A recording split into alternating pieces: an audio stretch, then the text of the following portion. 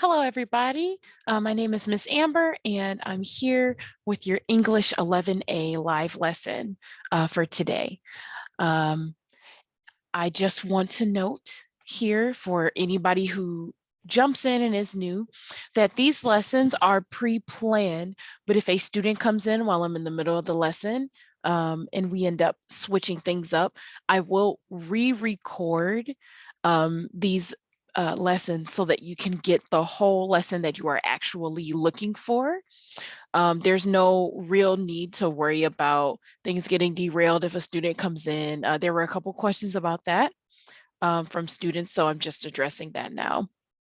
So we're just gonna hop right in.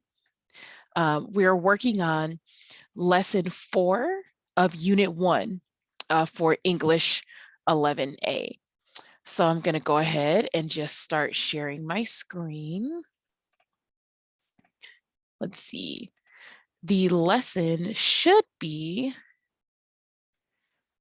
Poetry in the Age of Reason. Let me hop back to the introduction here. And let's see. Oh, nope, that's 11B. Let's go over to 11A just so that I can make sure we're on the right one. Yep, Poetry in the Age of Reason. So this basically follows right after the colonial literature that we focused on in the last lesson. So colonial literature happened when the Pilgrims and the Puritans were settling what we now know as the US.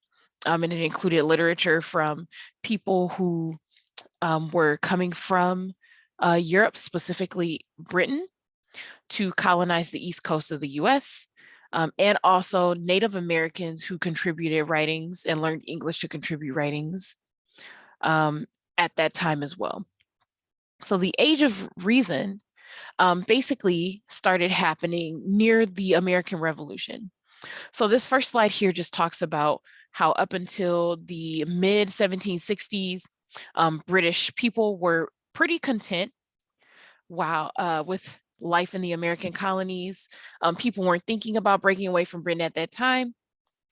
But when King George III and the British government, Parliament, started imposing restrictions on how Americans did things at the time, they started using logic in their reasoning and in their papers and writings to try to convince everyone who was a part of the colonies at that time that they should be free from British rule.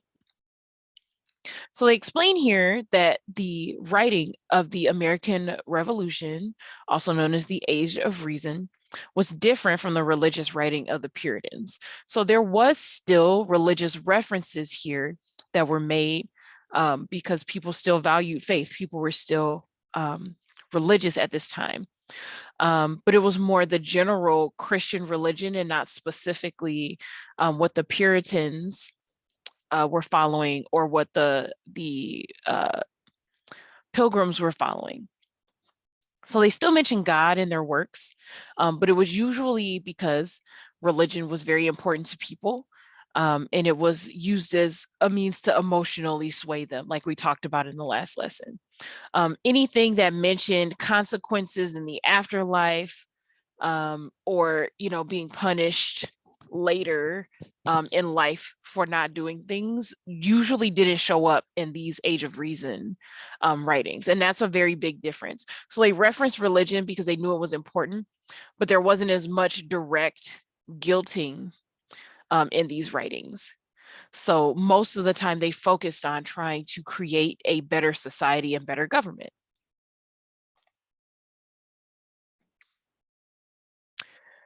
So we're going to start here. They give you this speech at the very beginning, and they give you a quote from this speech. So I'm not going to read the reading selection, as I usually don't, but we're going to read this excerpt that's here in this slide and then move on.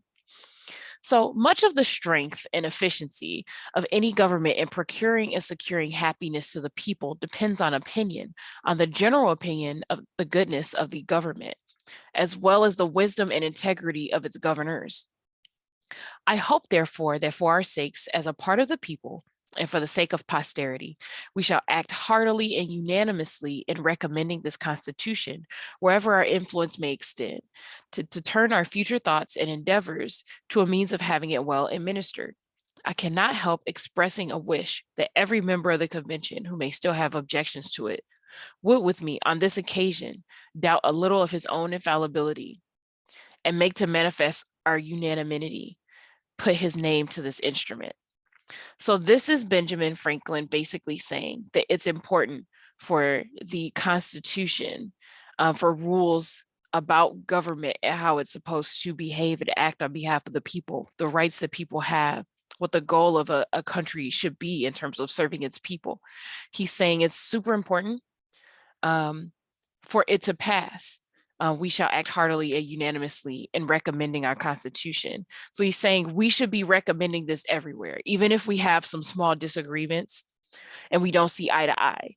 We shouldn't let those disagreements stop us from passing this which our nation needs. That's pretty much what he's saying.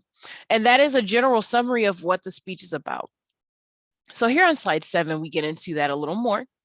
It says here, Franklin's purpose in this speech was to convince members at the convention to approve the Constitution, like I was saying. He contends or argues that the government governments depend mostly on high quality leaders and a unified population to be good. So everyone has to be on the same page, and the quality of the leaders have to be pushing us in the right direction. So they go on to tell you that a lot of the people who contributed writings, literary contributors to the Age of Reason, were political figures. And then he gives you there's some names here: Franklin, Thomas Jefferson, and Thomas Paine. So they were good at putting their their thoughts into writing. And they also made use of their political positions to push the ideals that were in their writing as well. And then they talk about how the way that culture was at this time, there was a lot of political atmosphere here for people to talk about what they believed in, because there was so much back and forth between the American colonies and the British Empire going on at this time. And there were also fiction writers and poets. And the fiction writers and poets use their own creative mediums to show people and tell people about what they thought about the things that were happening in America at the time.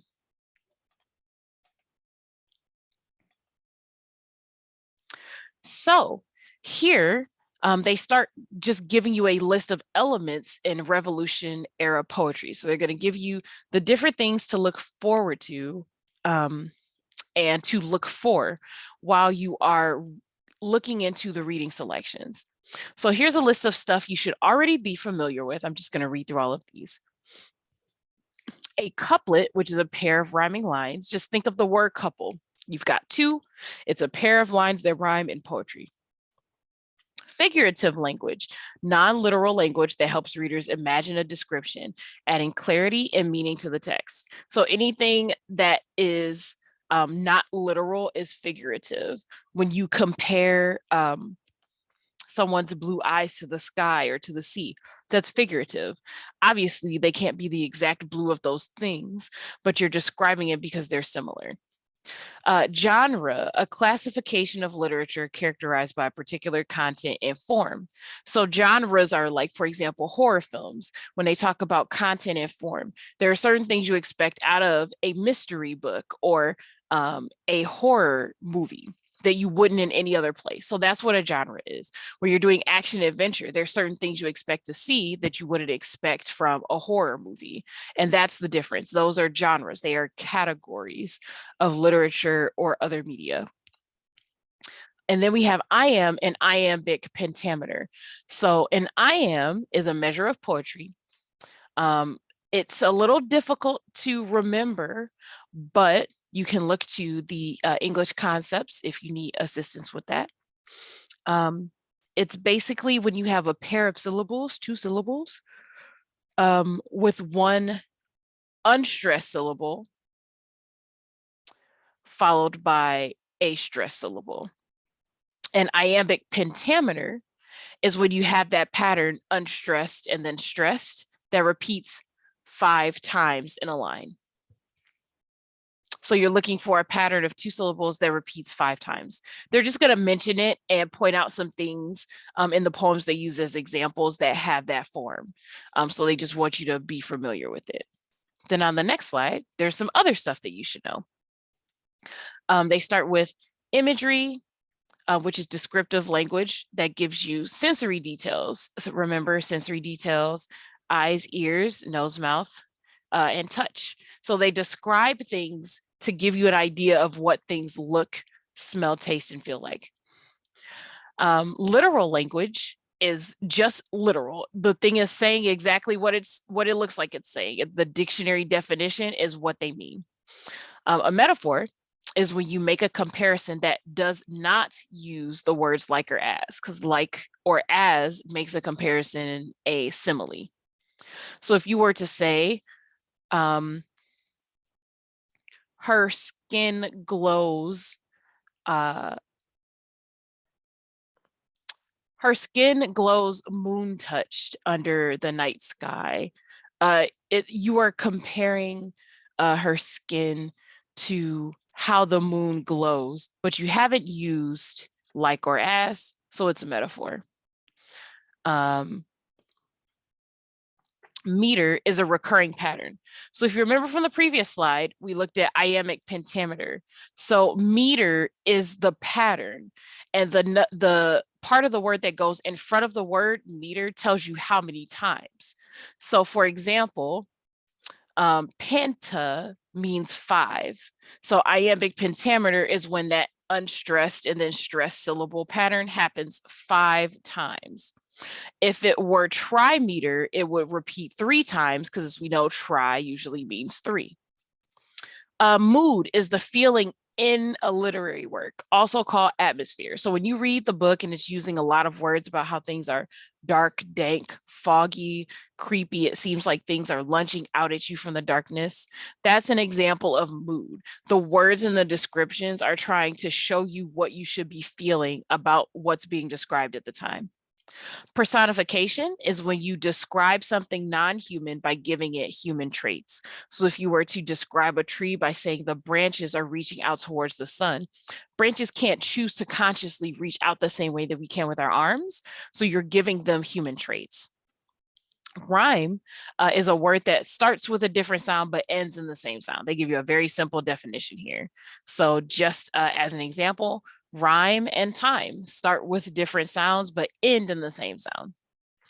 A rhyme scheme is the pattern of rhymes in a poem. So if every other line rhymes, if every single line rhymes, those are all different rhyme schemes. If you remember from some of the other lessons you may have had from English 10 or 9, usually rhyme schemes are denoted with letters like A, B, A, B if every other line rhymes, or A, B, B if you have 2 lines that rhyme followed by 2 other lines that rhyme with a different sound. Assonance is when you repeat the same vowel sound with different, followed by different consonant sounds. So for example, if you were to say, the sound I found underneath the ground, you still have that ound sound is a vowel sound. And it's happening while you read the sentence, not just rhyming at the end. So it's repeating the same sound in a single sentence or closely grouped words. And then alliteration is the same thing, but with the beginning sound. So for example, she sells seashells by the seashore has alliteration because there's a lot of S sounds and SH sounds. So in this slide, they pretty much just talk about how there were prominent poets and authors that just wrote prose and were not just political figures. So it's a good idea to read these poems instead of all of the political things that were happening at the time, because it'll help you understand what was important to people at that time. I've said this in some of the other lessons, but the reason why you get a mini history lesson often with English classes is because it's important to remember why people were writing these things at the time. It's not just like people were writing things for no reason, or people just decided, oh, well, I just randomly have an idea. Like that is part of the creative process, just having ideas, but whatever is happening at the time affects what people write about. If we were to ask you to write an essay about what your day is like, what an average day for someone in this country and at this time period affects what you write. When someone writes about what their day is like in the 1600s, there were no TVs. There was no electricity working in the same way that we use it now. So there are certain things that are going to be missing from those writings. There are certain ideas that will be missing from these writings. The idea of like individual, like orientation, friendship, love. People viewed those things in different ways back then. So it's important to know the history of things so you can understand why people write what they write. So you always get a little mini history lesson once you actually start studying literature. A lot of the 9th and 10th grade classes just focus on, hey, here are things that you should know, concepts about writing. But once you hit 11th grade, like you guys have the 11th grade English classes, you're actually studying not just what is in writing, but the types of writing that showed up at the different times. So here they talk about imagery. Imagery was used really heavily by people at this time, and it's one of the integral, that means important, elements of poetry. So it says here, as in other genres of literature, imagery in poetry aids the reader's imagination by using descriptive or figurative language. So remember, figurative language is when you're not talking literally. You're comparing different ideas and things that aren't literal. So you can make an idea or image more vivid or tangible. So that's like when you compare someone's eyes to the sun, when you compare a green that you're seeing on a book to grass or trees. You're trying to give people a picture of what something looks like in a sort of pretty way that they can picture. And that's why imagery is so important. Okay, so they talk about iambic meter. So that's the unstressed and then stressed pattern. And they use it with poetry. So they give you an example here. It says this strict style embodied writers' views on discipline and order. So they use these rules like, oh, you have to have so many syllables in a line. It has to be in this pattern to try to show that they were being logical and orderly with what they were talking about. So they give you an excerpt from this poem called To a New England Poet. So I'm going to read this for you really quick. Dear Bard, I pray you take the hint. In England, where you write in print, republished here in shop or stall will perfectly enchant us all. It will assume a different face and post your name at every place, from splendid domes of first degree, where ladies meet to sip their tea, from marble halls where lawyers plead, or congressmen talk aloud, indeed, to huts where evening clubs appear and squires resort to guzzle beer. So he's giving you a different idea of social scenes in the young United States. Literally, is what the first sentence here says. He's giving you these pictures of different types of place where ladies meet for to sip tea, marble halls. So they're talking about marble buildings, courthouses where lawyers plead, and congressmen where congressmen meet. They also talk about clubs appearing at night and people drinking beer. So he specifically forms these details in iambic tetrameter. So tetra means four. So we have the unstressed and stressed syllables repeating 4 times in each line. So if you were to count the syllables, dear Bard, that's 1 pair. I pray, that's 2. You take, that's 3, and then the hint. You can tell which syllable is unstressed and which one is stressed because the unstressed syllable is short and the stressed syllable is long. So if you have to put that in your notes, make sure you do that. Unstressed, short, stressed is long.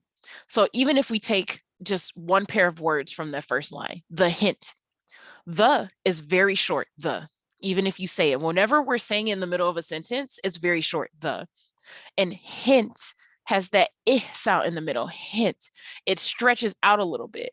And words are like that when we speak. Different syllables have different, they sound out different lengths. They're either stressed or unstressed. So you can try to break down words that you say in everyday life, and try to hear the long and short syllables. So for example, one of the words I said just now, here, has a stretched out vowel sound. It's very different than the or it's different than if. You know, those are cut off almost because we're trying to get to the next part of the word or to the next word. And that's a way that you can think of to try to break these things down. So anyway, he uses all these rules, but still gives you a picture of all of these social places where people go, and where people live and are. So he's painting a picture even within those rules, and it takes skill to do that. So in the Age of Reason, they specifically did this to try to show off that they could follow the rules and be orderly, which reflected what they were trying to do at the time. They were trying to push orders and rules, so the US could be independent and survive.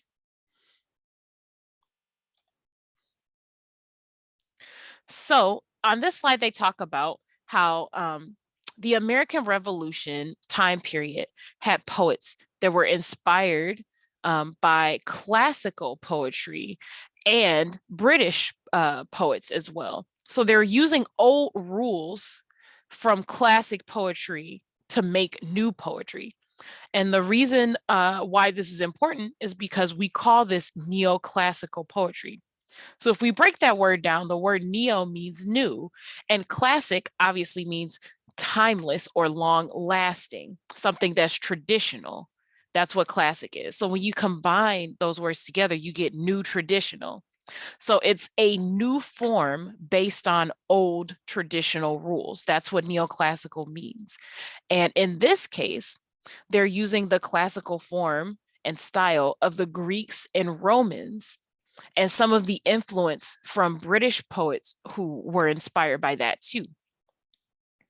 Some of these works had mythological, I'm sorry, mythological imagery, such as gods and muses and things like that in these new old style poetries. Neoclassical is just what this was called at the time. It's important for you to remember this because neoclassical poetry comes up in English 11B and in your 12th grade English classes. So we're kind of building on our knowledge here of what different styles of writing are called. And that's pretty much what the rest of these English classes are going to be, talking about different styles of poetry throughout the years and decades. I want to point out that also, even though these were neoclassical and there was imagery that was inspired from mythology, especially Greek and Roman, these were used to put emphasis on political ideas.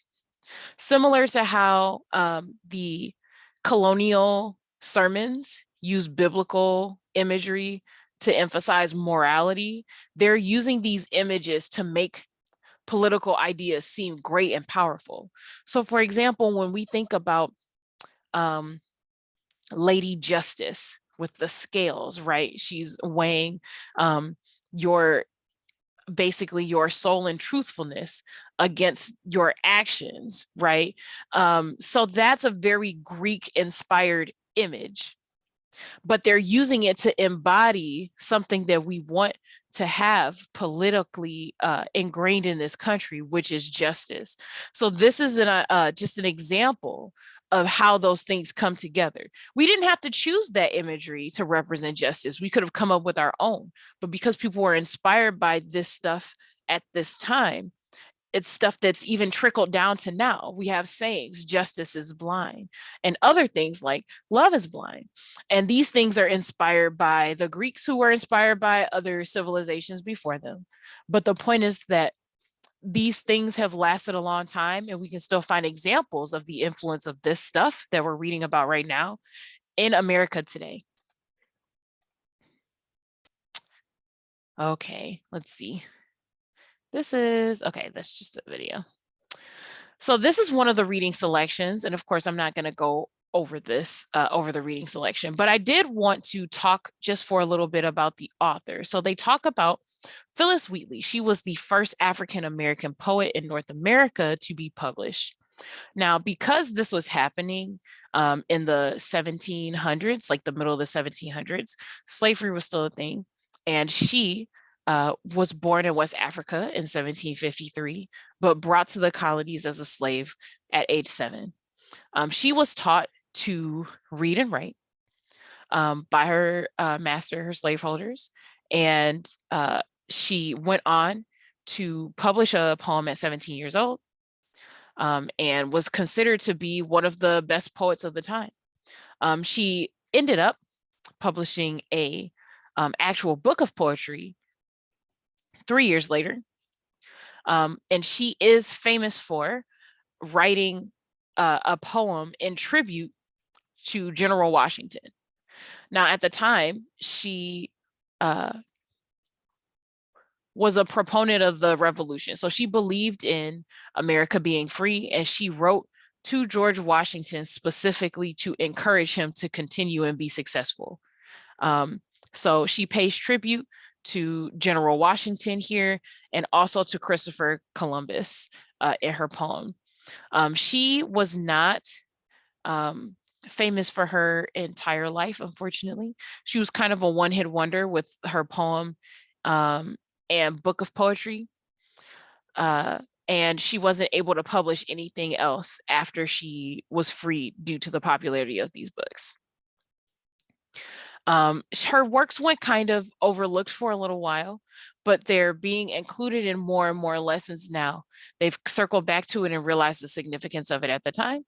So they're including it in this lesson, not just because she was the first published African-American poet, but because it's actually just a really good example of neoclassical poetry at the time. And then they tell you here to look out for personification in this work when you read. It's when you give things that are not human, human qualities. We discussed this earlier. So you can find a lot of that in her poem. This is where they analyze some different sections. As I say in every live lesson, it makes sense to go through those as much as possible because they break it down really well. Now, the focus on language here is participle phrases. I'm actually going to go to the English concept summaries and make an attempt to go over to the 11A and see if I can pull up the PowerPoint on participle phrases, because it's important to just get you guys directly what you need here. So they start off by giving you definitions about what participles and infinitive is. So a participle is a verb that acts as an adjective and changes a noun or pronoun.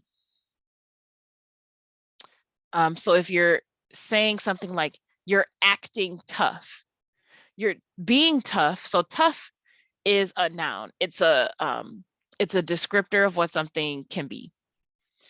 So you're using the verb form to change the noun or the pronoun and give it an additional meaning. The infinitive is the base form that starts with the verb to. So for example, to run, to talk, to sing. All of those are infinitives. And both of these can be used in phrases. So a participle phrase is a participle, past or present, along with any modifiers and complements. So they give you an example here. Maria's steadily increasing headache, let me highlight this. Maria's steadily increasing headache distracted her from her studies. So here, increasing is the present participle. It's present because if something is increasing, it's happening in the present. That's present tense. So steadily increasing is describing the headache. Steadily increasing is describing the headache. She's not just having a headache, it's steadily increasing. So they're giving you information that is explaining how the headache is behaving. The headache itself is doing something. So you end up with this phrase in the middle of the sentence. You could just say, Maria's headache distracted her from her studies. And that's true. But they wanted to give you extra information about the headache. So when you're using a verb to give more information about what a noun in the sentence is doing, that's what a participle phrase is. The steadily increasing headache is the participle phrase, and it's describing what the headache is doing to distract her from her studies. And they give you another example here. He stood with his ear pressed he stood with his ear pressed to the door in an attempt to eavesdrop on their private conversation. Pressed is the past participle. So it's past participle because pressed with an ed at the end is past tense. So what type of participle it is depends on how the verb is conjugated. If it ends with ing, it's present. If it ends with ed, it's past, just like with any normal verb. So his ear is pressed to the door. So it modifies ear. He stood with his ear pressed to the door in an attempt to eavesdrop on their private conversation. So they're describing how he was standing with his ear. They're giving you the extra information. You could just say that he stood there to try to eavesdrop, but they're explaining how he stood with his ear pressed to the door. You can't just say he stood with his ear in an attempt, like that would sound weird. So you're using the verb and the verb phrase pressed to the door to describe what his ear is doing that's helping him eavesdrop. Now here we have infinitive phrases. An infinitive phrase is an infinitive, so that's to run, to say, to be, along with any modifiers or complements. So this is the easier of the two to remember. So they give you an example here. The dog was excited to receive a treat for her good behavior. So the infinitive here is to receive. That's it. That's it. To receive is the infinitive. And it's a part of the larger infinitive phrase, to receive a treat for her good behavior. So they're using that phrase to describe why the dog was excited. They're putting all of these pieces together to give you more information about the sentence. It's just the form that they do it in that determines what kind of phrase it is, pretty much. You could just say, the dog was excited. But this sentence gives you more information packed in. The dog was excited to receive a treat for her good behavior. So that whole phrase goes together, and it's giving you more information about the dog's excitement. The to receive, the fact that that's an infinitive, is just what makes it an infinitive phrase. And then the second example they give you here, he stood with his ear pressed to the door in an attempt to eavesdrop. Oh, no, that shouldn't be here. Oh, no, okay. He stood with his ear pressed to the door in an attempt to eavesdrop on the private conversation. So to eavesdrop is the infinitive here, to eavesdrop. And the infinitive phrase to eavesdrop explains what he's trying to do. But the phrase is to eavesdrop on the private conversation. So they're telling you what he's attempting to do. There's a lot of information in this sentence. They tell you what he's trying to do, which is to eavesdrop on the private conversation. That's the infinitive. And they tell you how he tries to eavesdrop with his ear pressed to the door. And then they give you one more example. In this, the infinitive phrase begins the sentence. To show any concern was a characteristic that the captain regarded as a weakness. So in this case, to show, any phrase that starts with to in a verb is the infinitive. To show is the infinitive phrase. I'm sorry, the infinitive. So the phrase is to show any concern. And then the rest of the sentence was a characteristic that the captain regarded as a weakness. So you could just say, concern is something that the captain regarded as a weakness, but they're giving you more detail here. To show any concern was a characteristic. So they're telling you about the characteristic, to show any concern. is what the captain thinks is a weakness. You could just say, the captain thinks that's weakness, but that doesn't tell you what he thinks is weakness. So you're rearranging the sentence so that you can add more information about the type of action or the type of feeling that he thinks is weakness. And again, this is from the English concept summaries, which are all listed here. This is the tab for 11A. So it just gives you the shortcut straight to things so you can look them up. Alrighty, I think that that is actually about it for this lesson. I'm gonna just scroll through these here just to make sure. Yep, all of these, yep. So we're done with this for today. Let me go ahead and stop sharing. Alrighty, so this was actually a pretty short lesson. They just wanted to give you the characteristics of the poetry from the Age of Reason. This isn't a really difficult lesson. So what you would need to do is just go through and read the excerpts from Phillis Wheatley and from Benjamin Franklin. So without any further ado, this is Miss Amber signing off. And good luck with your English class. Oh, just as a reminder before I forget, if you have any questions, feel free to book a tutoring session if you need help going through the reading selections. You can also email english@atsedu.net. If you just have a quick question, you can also visit the help desk. There is a link to that in every weekly newsletter that you guys get. You can also ask your advocate or your mentor. And on top of that, this is the second week of Count. So if you haven't reached out to your mentor or your advocate yet, please do so. Alrighty, now I'm done. This is Miss Amber signing off. Good luck with your English class.